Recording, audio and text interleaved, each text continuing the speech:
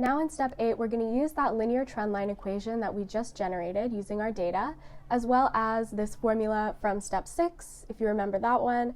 We're going to use both of those to find an estimate for the density of air, which is represented by the symbol rho. So the first thing that we need to do is notice that both of these formulas are actually in the same form. They're in slope-intercept form, as in y equals mx plus b. So take a second to pause this video and try to identify the x, y, m, and b in both of these equations.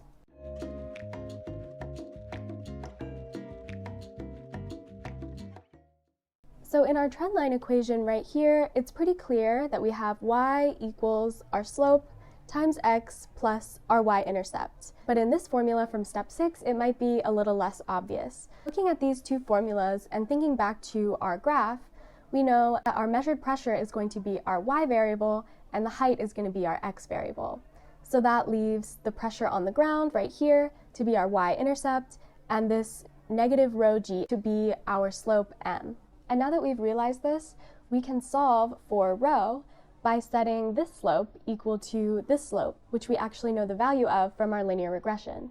So to recap, we know that the slope m is equal to negative rho times g from this equation right here, from the formula in step 6. And we also know that the slope m is equal to negative 11.805 from our linear trendline equation right here. So then we can set these equal to each other with negative rho g being equal to negative 11.805. And now we can just go ahead and solve for rho to find our density of air. So the first thing I notice is that these negatives are going to cancel, so we can just get rid of those.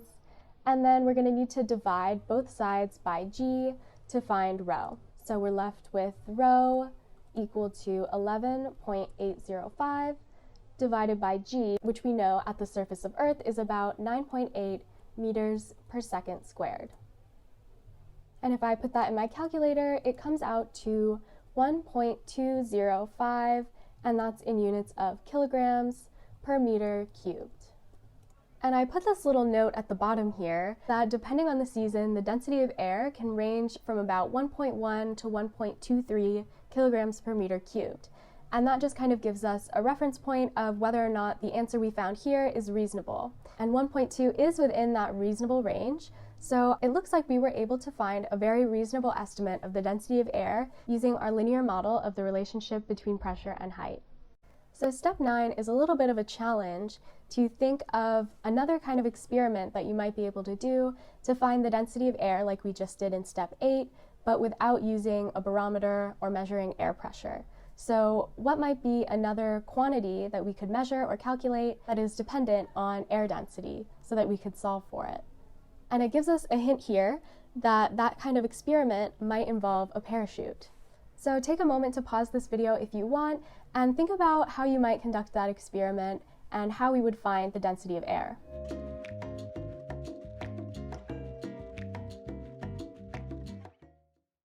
So I think one good way to approach this question is to think about what quantities could we measure or calculate using a parachute that would be related to air density.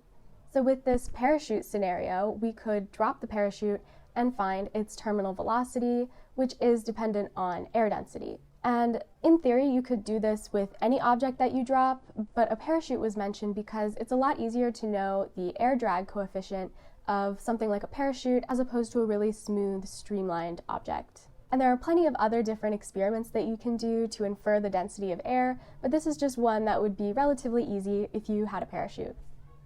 Now in step 10, we're going to work on finding another interesting quantity, which is the height of the edge of the atmosphere.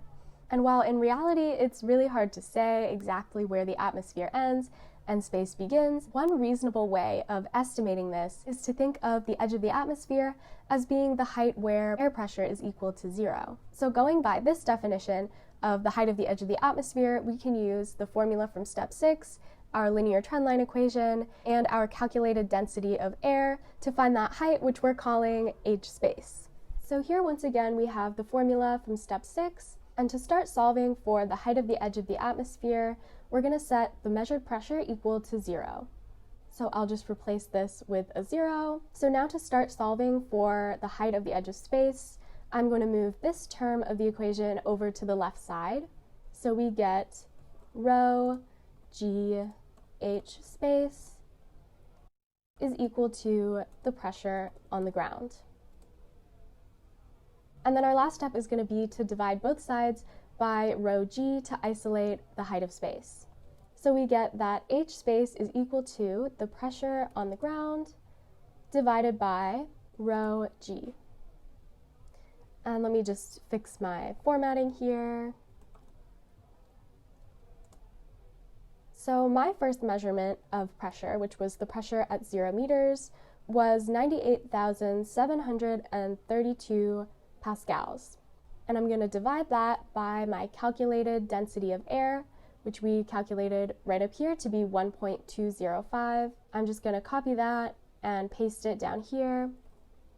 And that'll be multiplied by g, which we know to be 9.8 meters per second squared.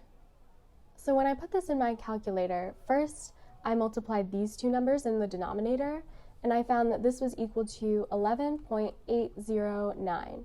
And then when you divide those two, you get a final answer of 8,361 meters.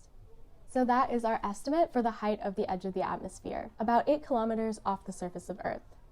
And now step 11 is asking us to do a very similar calculation where we're finding the height of the edge of the atmosphere, but using a different approach. So instead of relying on the formula from step 6, we're going to use our scatter plot and our trend line directly. So remember that in step 10 we established that our definition of the height of the edge of the atmosphere is the height at which air pressure is 0.